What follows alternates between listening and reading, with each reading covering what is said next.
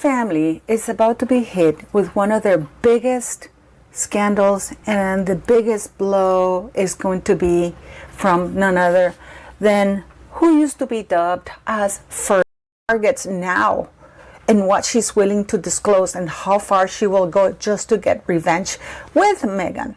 In the glittering graveyard of royal secrets, one name has just gone dark. Meghan Markle has vanished from public view. Not on vacation. Not on a wellness retreat. She has gone into hiding. And the woman who lit the match? Sarah Ferguson. Fergie. The same Fergie who once sold her soul for cash, now selling someone else's past. What did she just whisper into the ears of the tabloids? And why, right now? Let's go back. Way back. The backstory begins not in a palace, but on water. Crystal blue Mediterranean water. Private yachts the size of city blocks. The year? Somewhere between 2006 and 2011. According to claims circulating in London's most discreet drawing rooms. Meghan Markle, then an up-and-coming actress, was a regular guest in that floating world of billionaires, royals, and fixers. Insiders say one yacht stood out, a 150-foot palace on waves owned by a controversial Middle Eastern businessman with very close ties to Prince Andrew. Photos allegedly exist. Blurry. Sun-drenched. Meghan in a white bikini, laughing beside men whose names now trigger investigations. Some believe she was simply networking. Others whisper she was auditioning. Not casually, not innocently, but intentionally. Fast forward. A royal wedding. A fairy tale sold to the world. But observers suggest something changed the moment Meghan stepped onto British soil. The smile tightened. The laughter shortened. Old friends from LA were quietly dropped. Phone numbers changed overnight, became no longer in service. Why? Because certain people on certain yachts remembered her. And memory, in royal circles, is a dangerous currency. Then Megxit. The escape to California. The Netflix deals. The podcasts. The carefully curated image of the victim-turned-victor. For 4 years it worked. Until November 2025. Fergie, redeemed, re-embraced by the palace after decades in the cold, gave a seemingly innocent interview to a British tabloid. One line. Just one. I've known Meghan much longer than people realize. Back in her yachting days with Andrew. No elaboration. No denial when pressed. Just a smile. A smile that detonated like a bomb. Within hours, old WhatsApp screenshots surfaced. Flight manifests. Instagram posts scrubbed years ago, suddenly unscrambled by digital archaeologists. And Meghan? Radio silence. Her Archwell team. No comment. Her Montecito mansion. Gates locked, drones chased away. Sources close to the couple say Harry is furious, pacing, demanding legal letters, screaming at advisors. Meghan? She hasn't left the guest wing in 11 days. So what is the motive? Why would Fergie, once the most vilified woman in Britain, choose this moment to strike? Some believe it's simple survival. Palace watchers say King Charles offered Fergie a path back to royal favor, on one condition: help cauterize the Sussex wound before the next jubilee. Others suggest something darker, pure jealousy. Meghan eclipsed Fergie's own attempted comeback. Same red hair. Same people's princess branding. Only one could win. Not accidentally. Not carelessly. But intentionally. Now look at the power dynamic. On one side, the immovable institution. The crown. The courtiers who never forgave Harry and Meghan for Harry's book. On the other, 2 American-based ex-royals with dwindling relevance. The palace doesn't need to leak anymore. They just nod, and loyal soldiers like Fergie do the rest. It's psychological chess. Exposed just enough to paralyze. Let the target destroy their own brand trying to defend the indefensible. Brilliant, ruthless, effective. But here's the deeper revelation clawing its way out. Multiple sources now claim the yacht photos are not the worst of it. There are recordings, audio, a dinner on that same yacht, 2009. Meghan allegedly laughing, flirting, discussing how to marry rich, preferably titled.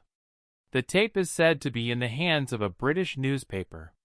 They're waiting for the right bidding war, or the right royal command. If it drops, the Montecito empire collapses overnight. No Netflix renewal. No Spotify redemption. Just exile. Again. So Meghan hides. Curtains drawn. Phones encrypted. Lawyers on retainer 24/7. But hiding only feeds the story. Every day she stays silent, the whispers grow louder. Here's the question that keeps Buckingham Palace awake at night, and Montecito trembling. If Fergie was willing to burn Meghan for a pat on the head from the king, who's next? And how many more ghosts from those sunlit yacht decks are about to walk back into the spotlight? The tide is coming in. And this time, no one's throwing a life ring. But the story doesn't end with Meghan locked behind Montecito gates. It only begins there. Let's pull the lens back further. Deeper into the vault. Segment 6. The Silent Alliance. Insiders say Fergie didn't act alone. There's a name no one dares print yet. A former palace private secretary. Let's call him M. Dismissed in 2022 after Spare came out. He carried folders, hard drives, years of surveillance on the Sussexes and on everyone who ever partied with Andrew. M allegedly met Fergie at a quiet country pub outside Windsor, October 2025. One witness claims he handed her a single USB stick. On it, the unredacted Epstein files mentioning MM. Not Meghan Markle, but close enough to terrify. Some believe the palace greenlit the leak. Others insist it was blackmail, Fergie forced to choose between her comeback or collapse. Either way, the USB changed hands. Not randomly, not reluctantly, but intentionally. Segment 7. The pattern repeats. Look closer and you'll see it. Diana in 1992. Fergie in 1992. Meghan in 2025. Same playbook. Isolate. Humiliate. Erase. Psychological warfare dressed as gossip. Observers suggest the firm has perfected a slow suffocation technique. Death by 1,000 tabloid cuts. First the character, then the credibility, finally the cash flow. It worked on Diana's friends. It worked on Fergie's toe-sucking photographer. And now, it's Meghan's turn. The only difference? This time, the weapon is a red-headed duchess with nothing left to lose. Segment 8. The Montecito Bunker. Inside the mansion, the mood is described as eerie quiet. Staff reduced to skeleton crew. Children kept off the manicured lawn. No paparazzi drones can catch a single giggle. Harry, sources say, has aged 10 years in 10 days. He reportedly begged his father for a ceasefire. The reply, allegedly, came through a courtier's text. Some fires must burn themselves out. Meghan, meanwhile, sits in a windowless room surrounded by whiteboards, timelines, names, NDAs. She's mapping every guest list from every yacht between 2006 and 2012, trying to predict who flips next. Because they're coming, one by one. A hairdresser from St. Tropez, a former Soho House manager, even a Canadian diplomat's son who claims he is video. The avalanche has started, and avalanches don't negotiate. Segment 9. The Haunting Countdown.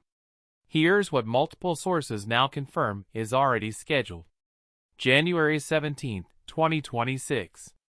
A major British newspaper will publish the Yacht Files, 15 pages, redacted photos, sworn affidavits, and that 2009 dinner recording, crystal clear.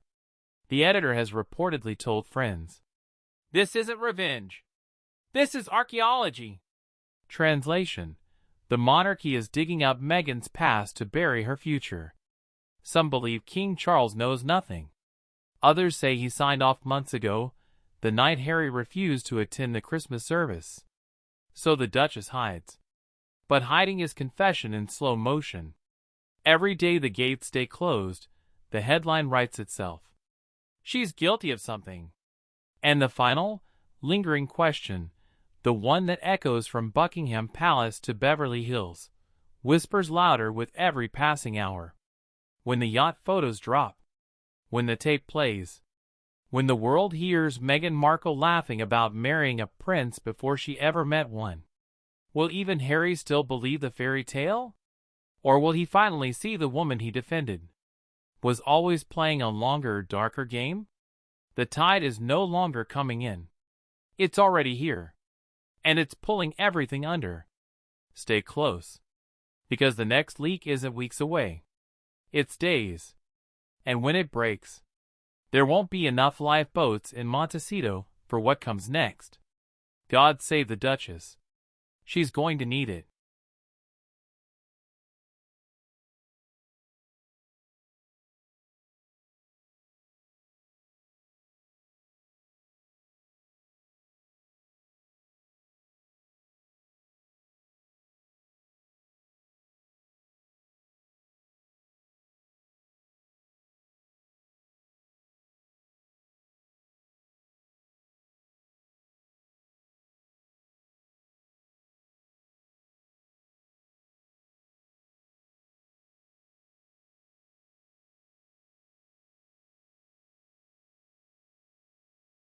Family, the people on the money.